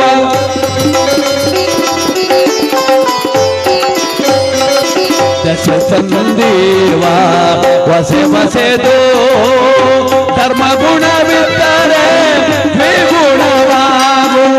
ಬೇಕಯ್ಯ ಜಗದಿ ಶುಕ್ರನ ಒಲುಮೆ, ಬೇಕಯ್ಯ ಜಗದಿ ಶುಕ್ರನ ಒಲುಮೆ. ಹಿಮಗುಣಾಲಾಭಂ ದೈತ್ಯಾನಾಂ ಪರಮಂ ಗುರು ಸರ್ವಶಾಸ್ತ್ರ ಪ್ರವಕ್ತಾರಂ ಭಾರ್ಗವಂ ಪ್ರಣಮಾಮ್ಯಹಂ. ಶುಕ್ರದೇವರ ಪಾದಕ್ಕೆ ಗೋವಿಂದ, ಶುಕ್ರದೇವರ ಪಾದಕ್ಕೆ ಗೋವಿಂದ. ದೆಸೆ ಬೇಕು ಸ್ವಾಮಿ, ದೆಸೆ ಜೀವನದಲ್ಲಿ ಬೇಕಲ್ಲ. ಅಲ್ಲ, ಇವತ್ತು ಹೋಗಿ ಸೈಡ್ ತಗೊಂಡು ಸ್ಕ್ವೇರ್ ಫೀಟ್ 2,000, ಇನ್ನೊಂದು ವಾರಕ್ಕೆ 5,000 ಆಯ್ತು ಅಂದ್ರೆ ದೆಸೆ ಜೊತೆಗೆ ಅದೇ ಅಂತ ಅರ್ಥ. ಅಂದ್ರೆ ಅದು ಕೊಡೋನು ಯಾರು? ಶುಕ್ರದೇವ. ಅವನನ್ನ ಅವರೇ ಕಾಳಿಟ್ಟೆ ಪೂಜೆ ಮಾಡ್ತೀವಿ ನೋಡಿ. ಅವರೇ ಕಾಳು ಅಂತಂತ ಅರ್ಧ ಕೆಜಿ ಯಾಕೆ ಸಾಂಬಾರ್ ಮಾಡಿದ್ರೆ 1 kg ಎಷ್ಟು ಆಗ್ಬಿಡ್ತದೆ ಅವರೇ ಕಾಳು. ದ್ವಿಗುಣ. ನಮ್ಮ ನಿರೀಕ್ಷೆ ಮೀರಿ ಬರ್ತಕ್ಕಂಥ ಲಾಭ, ಅದನ್ನ ದೆಸೆ ಅಂತ ಕರೀತೀವಿ. ನೆನೆ ಮೊನ್ನೆ ಏನು ಇಲ್ಲ ರೀ, ಅಲ್ಲೇ 3 ಮನೆ ಕಟ್ಟಿದ್ರು, ಅಲ್ಲಿ ಲೇಔಟ್ ಮಾಡಿದ್ರು, ಅಲ್ಲಿ ಚೌಟ್ರಿ ಮಾಡಿ ಏನೇನೋ ಮಾತಾಡ್ತೀವಿ ನಾವು. ಕಾರಣ ಶುಕ್ರನ ಒಲುಮೆ. ಈತ ದೇವತೆಗಳ ವಿರೋಧಿ. ದೇವತೆಗಳ ವಿರೋಧಿ, ದಾನವರ ಗುರು. ಆ ಮಹಾನುಭಾವ, ಆ ದಾನವ ಗುರುವಾದರೂ ಮಾನವನಿಗೆ ಜೊತೆ ತರುವಂತ ಶುಕ್ರದೇವ ಈ ಕುಟುಂಬಕ್ಕೆ, ಸೋತೃ ಬಾಂಧವರಿಗೆ, ತಮ್ಮೆಲ್ಲರಿಗೂ ಕೂಡ ದೆಸೆ ತರಲಿ ಅಂತೇಳಿ ಶುಕ್ರನನ್ನು ಪ್ರಾರ್ಥನೆ ಮಾಡು. ಶುಕ್ರದೇವರ ಪಾದಕ್ಕೆ ಗೋವಿಂದ. ಪ್ರಾರ್ಥಿಸುವಾಗ ಮತ್ತೋರ್ವ ವಿಪ್ರನಿದ್ದು ಹೇಳ್ತಿದ್ದಾನಪ್ಪ, ಸಪ್ತಮ ಗ್ರಹ ಒಂದಿದೆ, ಭಗವಾನ್ ಶನೇಶ್ವರ. ಆ ಗ್ರಹದ ವಿಚಾರವನ್ನ ಹೇಳ್ತೇನೆ, ಸ್ವಲ್ಪ ಗಮನವಿಟ್ಟು ಕೇಳು. ಮೈ ಮರೆಯಬೇಡ, ಎಚ್ಚರ ತಪ್ಪಬೇಡ, ಅಳುಕಬೇಡ, ಅಂಜಬೇಡ, ವಿಮರ್ಶೆಗೆ ಮಾತ್ರ ಒಳಪಡಿಸಬೇಡ. ಯಮರಾಜ ಹೇಳ್ತಿದ್ದಾನೆ, ಏನು ಪಂಡಿತೋತ್ತಮರೇ, 6 ಗ್ರಹಗಳ ವಿಚಾರವನ್ನು ಹೇಳುವಾಗ ಯಾವ ನಿಬಂಧನೆಯನ್ನೂ ಯಾರು ಹೇಳಲಿಲ್ಲ. ಈಗ ಮಾತ್ರ ನೀವು ಶನೇಶ್ವರನ ವಿಚಾರವನ್ನು ಹೇಳ್ತೇನೆ, ಎಚ್ಚರ ಅಂತಿದ್ದೀರಲ್ಲ, ಕಾರಣವೇನು? ಅಪ್ಪ, ಅಂತ ಮಹಾಮಹಿಮಾವನು ಯಾರು? ಛಾಯಾದೇವಿಯ ಗರ್ಭ ಸಂಭೂತ ರವಿನಂದನ ಶನಿದೇವನು.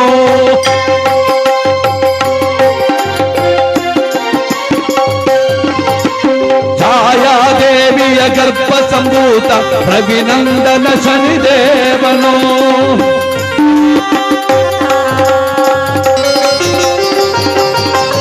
ಈ ಕಲಿಯುಗಕ್ಕೆ ಅವಾಧಿಪತಿಯು ಶೀಘ್ರ ಪೋಪಿಯು ಕೇಳಯ್ಯ. ಇಟ್ಟರೆ ಶಾಪ ಕೊಟ್ಟರೆ ವರವು ತಿಟ್ಟ ಕೇಳು ಶನಿದೇವನು.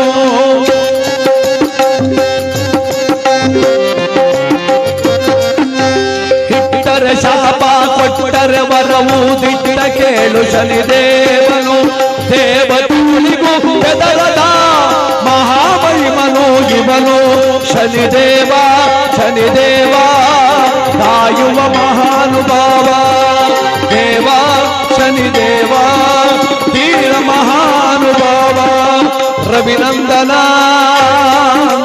ನೀಲ ನೀಲವರ್ಣನ ಗಣೇಶ್ವರ ಸ್ವಾಮಿ ಬಾದಾಗೆ, ಗಣೇಶ್ವರ ಸ್ವಾಮಿ ಬಾದಾಗೆ, ಗಣೇಶ್ವರ ಸ್ವಾಮಿ ಬಾದಾಗೆ.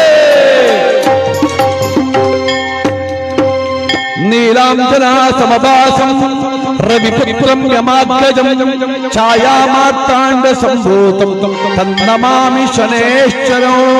ಶನಿದೇವರ ಪಾದಕ್ಕೆ ಗೋವಿಂದ, ಆದಿತ್ಯಾದಿಗಳ ಪಾದಕ್ಕೆ ಗೋವಿಂದ, ಅರಿಯದ ಕೈದ ಪರಾಧ ಮನ್ನಿಸು ಗೋವಿಂದ, ನಂಬಿದ ಭಕ್ತರುದ್ಧಾರ ಮಾಡು ಗೋವಿಂದ.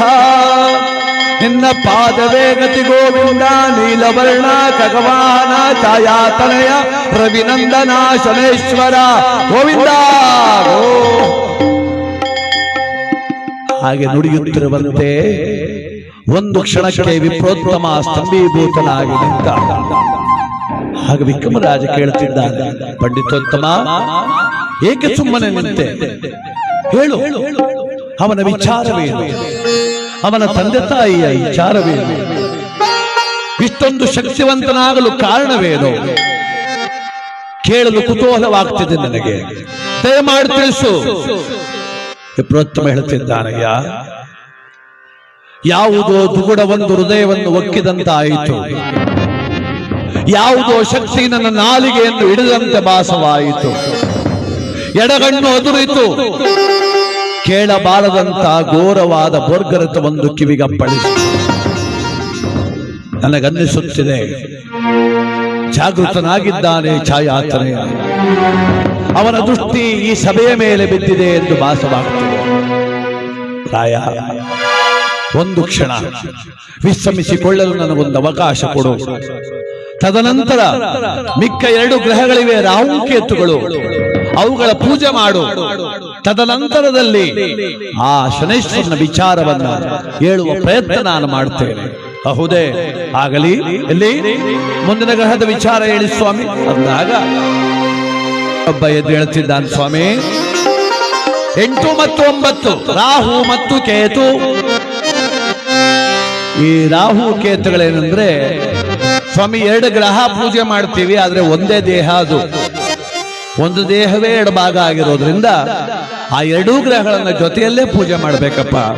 ಅದಕ್ಕೆ ದಯಮಾಡಿ ನೀನು ಪೂಜೆ ಮಾಡಪ್ಪ. ನಾನು ಆ ರಾಹು ಕೇತುಗಳ ವಿಚಾರ ಹೇಳ್ತೇನೆ. ಹೇಳಿ ಸ್ವಾಮಿ. ರಾಹು ಕೇತುಗಳೆಂಬೋ ರಾಕ್ಷಸ ಕುಲದವರು,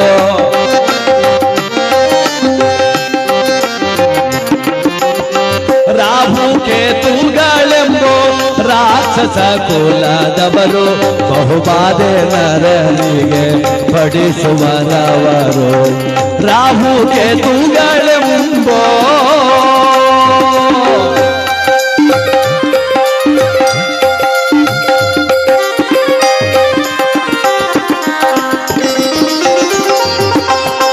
ರಾಹು ಚಂದ್ರನ ಪಿಡಿದು ಕಾಡುವ ಕೇಳೋ, ಕೇತು ಸೂರ್ಯನ ಪಿಡಿದು ಬಾಧೆ ಪಡಿಸೋರು.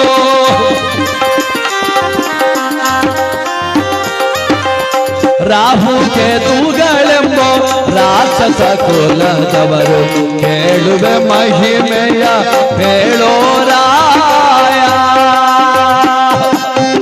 ಅರ್ಧಕಾಯಂ ಮಹಾವೀರ್ಯಂ ಚಂದಾದಿತ್ಯ ವಿವರ್ಧನಂ ಸಿಂಹಿಕಾ ಗರ್ಭ ಸಂಭೂತಂ ತಂ ರಾಹು ಪ್ರಣಮಾಮ್ಯಹಂ.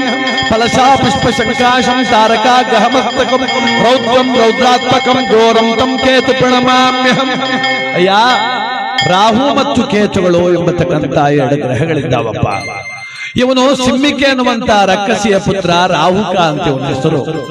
ದೇವತೆಗಳು ಮತ್ತು ರಕ್ಕಸರು ಅಮೃತವನ್ನ ಸಂಪಾದಿಸಿದ್ರು, ಸಮುದ್ರವನ್ನ ಮಂಥನ ಮಾಡಿ ಸಂಪಾದಿಸಿದಂತ ಅಮೃತವನ್ನ ಕುಡಿದರೆ ಜನನ ಮರಣಗಳ ಭಯವಿಲ್ಲ, ಮರಣವನ್ನ ಗೆಲ್ಲಬಹುದಲ್ಲ ಅಂತೇಳಿ ಇಬ್ಬರಿಗೂ ಕಾದಾಟ, ನನಗೆ ಬೇಕು ನನಗೆ ಬೇಕು.